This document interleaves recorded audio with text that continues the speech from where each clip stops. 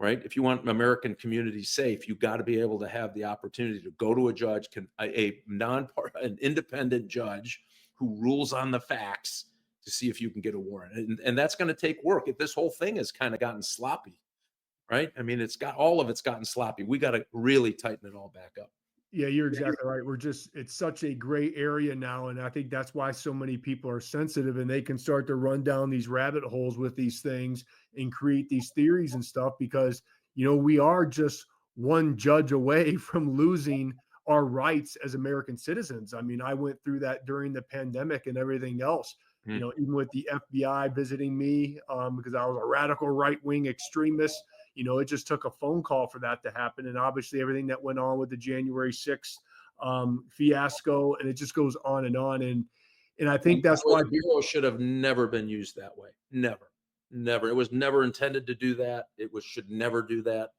They should be out, catching, methamphetamine dealers in your schools. That's what they need to be doing.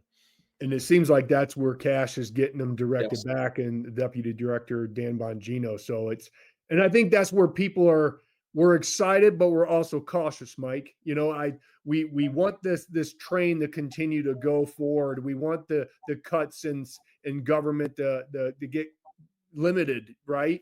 And I think people are just so scared that if we bring somebody that was a part of the old establishment, the old Republican Party, because I think the Republican Party now is new and improved.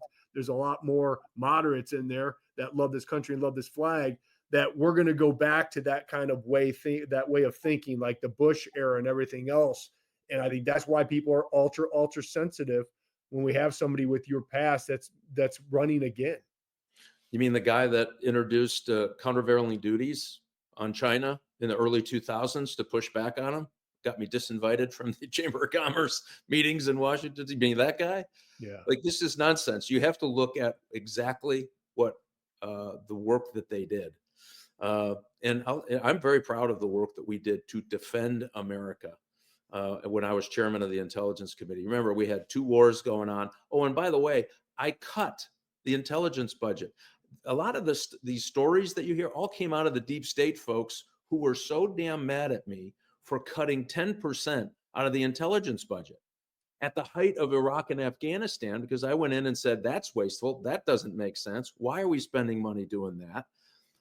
And by the way, made a pretty big impact.